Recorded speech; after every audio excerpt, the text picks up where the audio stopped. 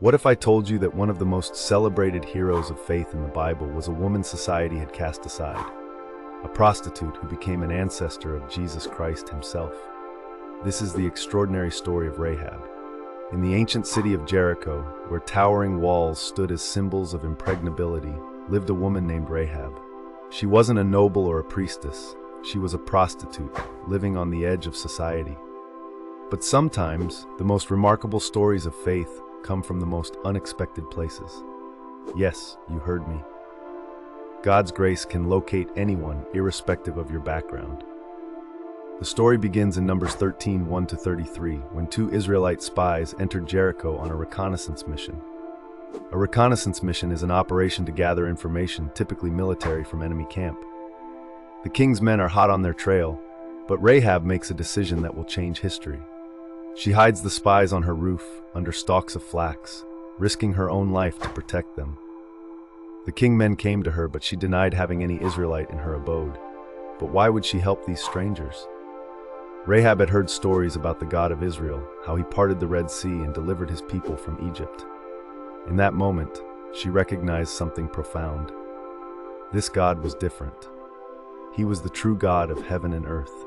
This shows that despite being a known harlot, she still had time to read and educate herself about ways of God.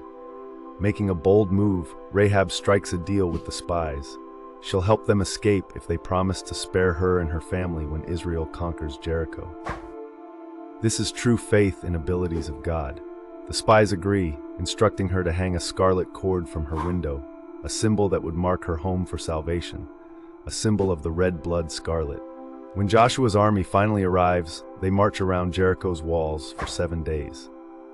On the 7th day, the walls came crashing down, but Rahab's portion of the wall remains standing. She and her family are saved, just as promised. But Rahab's story doesn't end there.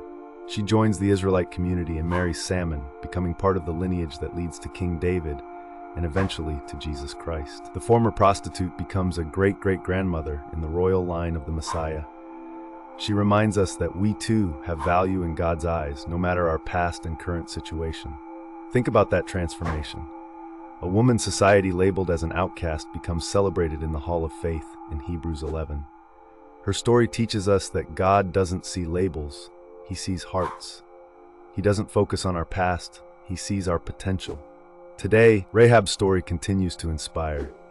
It reminds us that faith can flourish in the most unlikely places, that courage to stand for truth can change destinies, and that no one is beyond the reach of divine redemption.